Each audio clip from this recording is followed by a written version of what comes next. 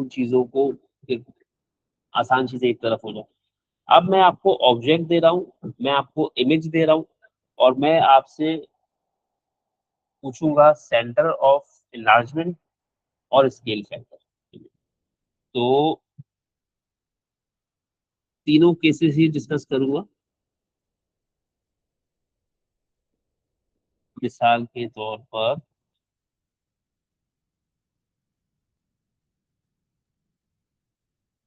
अच्छा, अब मैं स्केल फैक्टर, तो खैर स्केल फैक्टर तो आपको नजर आ जाएगा। सेंटर में ओरिजिन नहीं रखूंगा, तो अच्छा सेंटर निकालना समझ में आया। ये मेरा ऑब्जेक्ट हो गया, और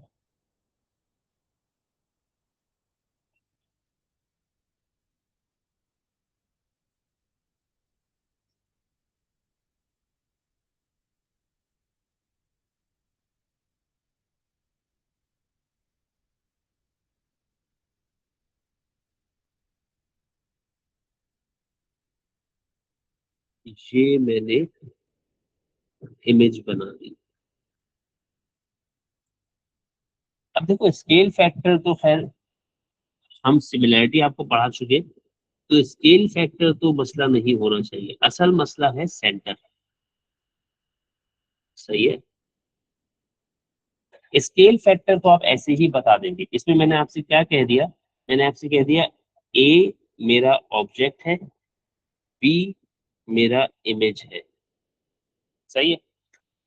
आपने ट्रायंगल ए की हर साइड को कितने टाइम्स इनलार्ज किया होगा कि आपके ट्रायंगल बी की हर साइड बन गई?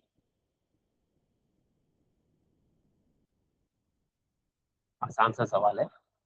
ट्रायंगल ए की हर साइड्स को कितने टाइम्स इनलार्ज किया होगा कि ट्रायंगल बी की हर साइड बन जाए?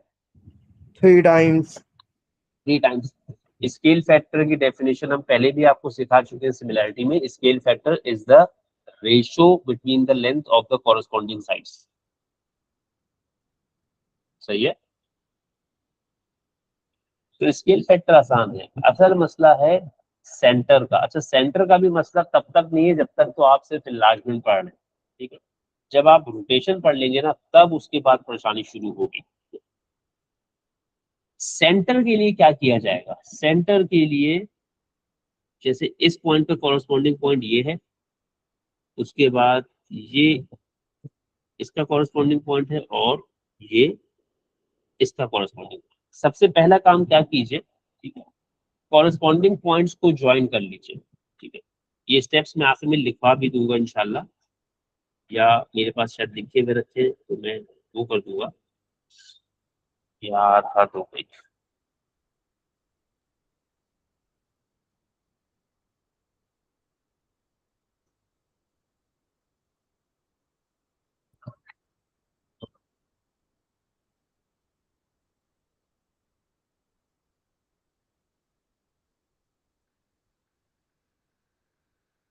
एक मिनट भेज दीजिएगा जरा, ये बैटरी डाउन हो गई इसकी।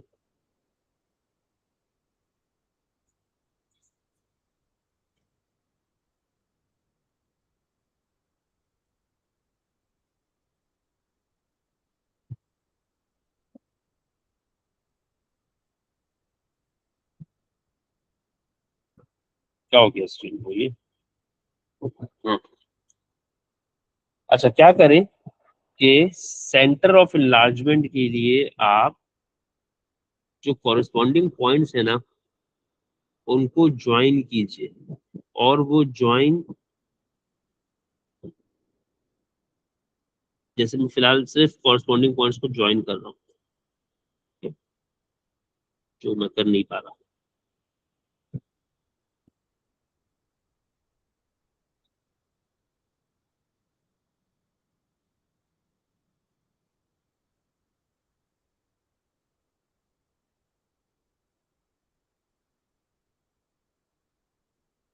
बेटा क्या जरूरत थी इतनी सुबह सुबह उठ के क्लास ज्वाइन कर लेने की?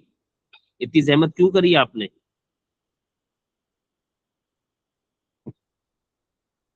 यानी क्लास स्टार्ट हुए पौना घंटा गुजर चुका, अब आपको तौफीक हो रही है क्लास ज्वाइन करने की? क्यों मुझ पे एहसान किया आपने?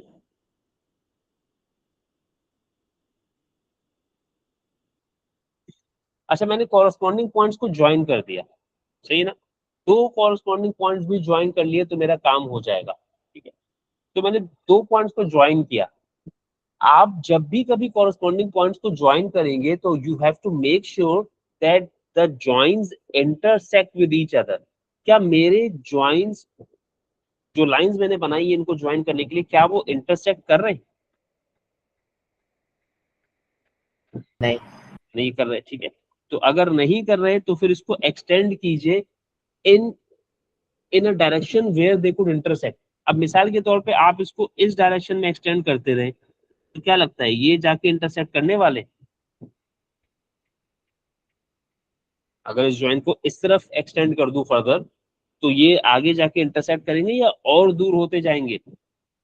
और तो ये और दूर होते जाएंगे, ठीक है, खुद भी नजर आ रहा है। तो अक्सर तो हमारे बच्चे तो पता नहीं क्यों कैसे होते कि वो इस तरफ एक्सटेंड करना शुरू कर देते हो, कहते सर वो एक्सटेंड, वो सर मैं एक्सटेंड करता जा रहा हूँ, इंटरसेक्ट नहीं कर रहे। तो खुद की भी जरा सी अकल लगानी है कि किस तरफ एक्सटेंड कर देंगे तो फिर वो इंटरसेक्ट हो जाएंगे, ठीक है।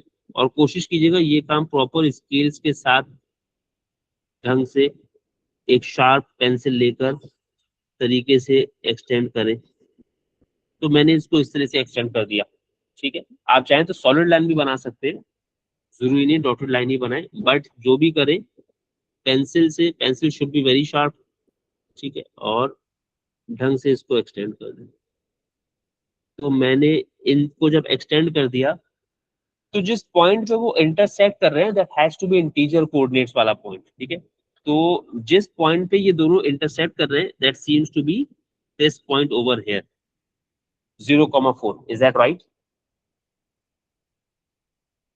सही बात। जी। तो आप जिस जगह आपके कॉरस्पॉन्डिंग पॉइंट्स का जॉइन इंटरसेक्ट करता है that happens to be the centre of enlargement। आप भी क्लियर? तो आपका स्केल फैक्टर क्या निकल कर आया इस केस में? स्केल फैक्टर तो खैर सीधा सीधा आपको नजर आ गया। स्केल फैक्टर हो गया मेरे पास, कितना हो गया बोलो? 3। और सेंटर कितना हो गया? 0,4। सही है। जब आप बहुत अच्छी प्रैक्टिस में होंगे तो हो सकता है आप में से बहुत सारे लोग सेंटर ऑफ enlargement को बिना कंस्ट्रक्शन के भी बता सके। Construction is not a mandatory thing, ठीक है, आप ऐसे भी बता सकते हैं उसको। सही है? चलिए, ये मैंने एक केस किया, अब मैं दूसरे केस की तरफ जाऊंगा। और उसमें मैं क्या करूंगा, मैं आपको ऑब्जेक्ट देता हूं।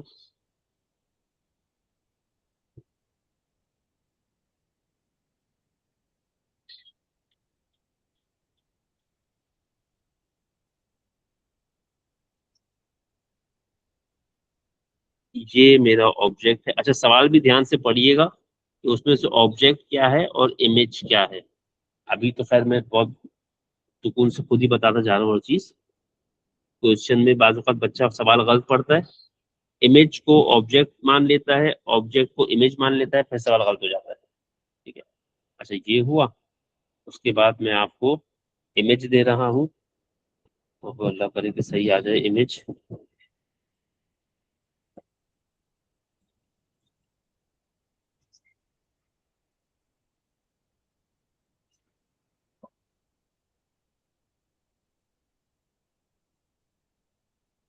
तो अच्छा, तो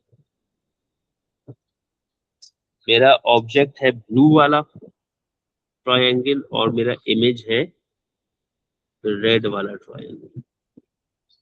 अब सबसे पहले तो आपको स्केल फैक्टर, आपने अपने ऑब्जेक्ट ए के साथ क्या किया कि आपका इमेज बी बन गया, सही है। तो स्केल फैक्टर तो पहले बता दीजिए। 1/2। स्केल फैक्टर तो 1/2 हो गया। जब आप कॉरस्पॉन्डिंग साइड्स को देखेंगे तो आपने ऑब्जेक्ट की हर साइड को आधा किया है तो इमेज की हर साइड बन गई। अच्छा, उसके बाद आता है कॉरस्पॉन्डिंग अपना centre of enlargement. Centre of enlargement के लिए मुझे कॉरस्पॉन्डिंग पॉइंट्स को ज्वाइन करना है और उस ज्वाइन को तब तक एक्सटेंड करना है जब तक वो ज्वाइंस एक दूसरे से इंटरसेक्ट नहीं करते। अब इसमें मैं अगर ग्रीन वाले पॉइंट को ग्रीन वाले पॉइंट से ज्वाइन करके एक्सटेंड करता रहूं, और उसके मैंने आपसे क्या कहा, 2 पेयर ऑफ कॉरस्पॉन्डिंग पॉइंट्स का ज्वाइन इज इनफ, ठीक है।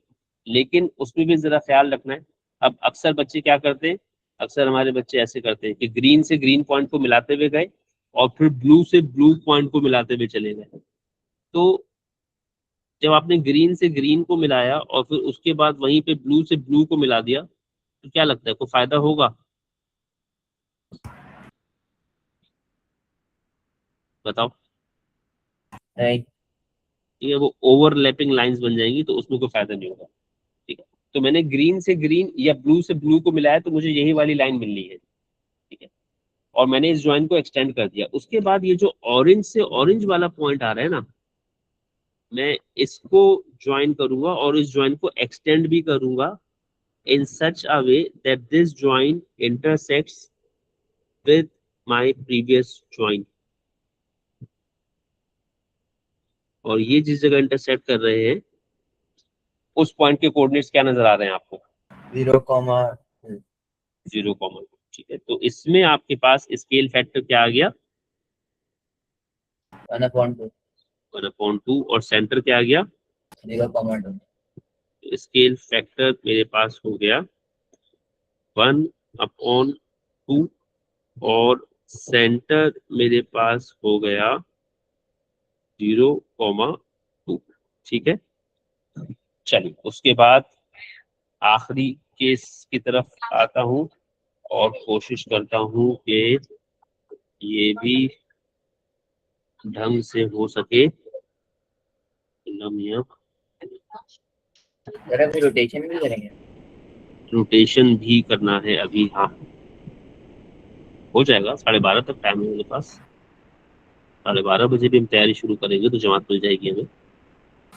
नहीं सर, तो नेट उसकी बात होती है ना, सीख पाएंगे। सीख लोगे इंशाल्लाह, सीख लेंगे इंशाल्लाह।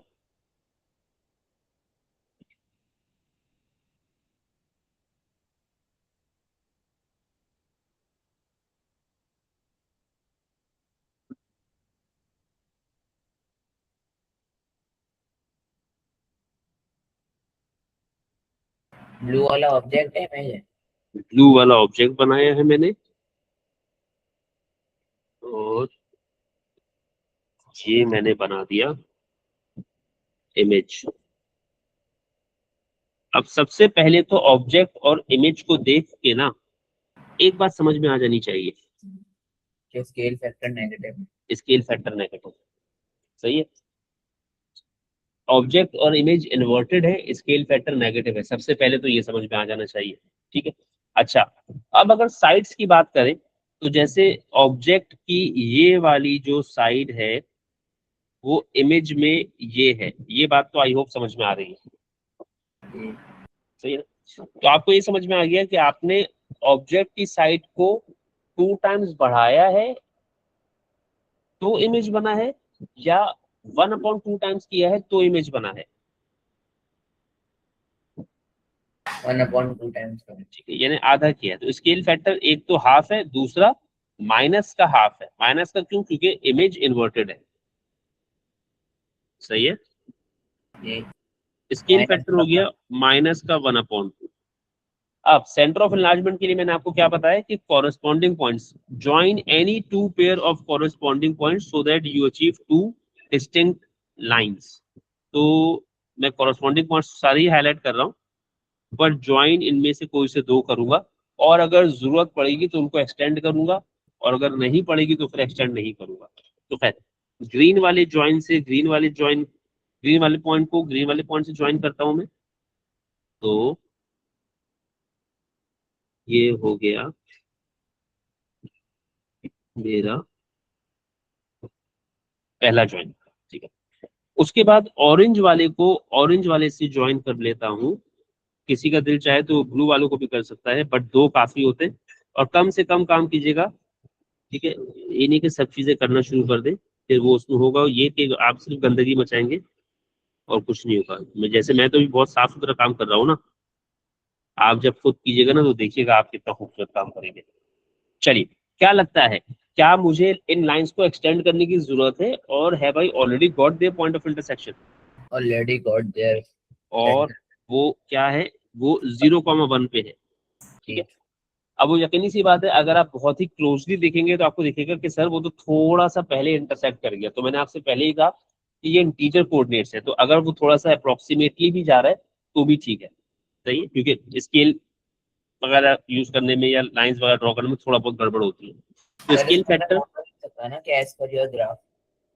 नहीं नहीं नहीं नहीं नहीं, राउंड ऑफ कर देना है इसको, बस मतलब इंटीजर कोऑर्डिनेट्स पे ले जाना है। तो सेंटर क्या आ गया मेरे पास इस केस में, बता दो सेंटर क्या आ गया, 0,1। 0,1। तो मैंने आपको इनलार्जमेंट में 2 चीजें बता दी, जैसे कल भी हमने 2 ही 2 चीजें बताई। ओरिजिनली हर ट्रांसफॉर्मेशन में 3 3 चीजें हैं, हमने आपको कल भी 2 चीजें बताई, आज भी 2 चीजें बताई। ऑब्जेक्ट देकर इनलार्जमेंट करवा के इमेज बनवा लिया, और ऑब्जेक्ट और इमेज देके फिर आपसे इनलार्जमेंट के बारे में पूछ लिया। अब इनलार्जमेंट में क्या क्या चीजें जरूरी है, सेंटर ऑफ इनलार्जमेंट और स्केल फैक्टर। रिफ्लेक्शन में सिर्फ लाइन ऑफ रिफ्लेक्शन, ट्रांसलेशन में सिर्फ ट्रांसलेशन फैक्टर, ठीक है। ये मैं अभी सिर्फ 2 2 चीजें बता रहा हूँ। एक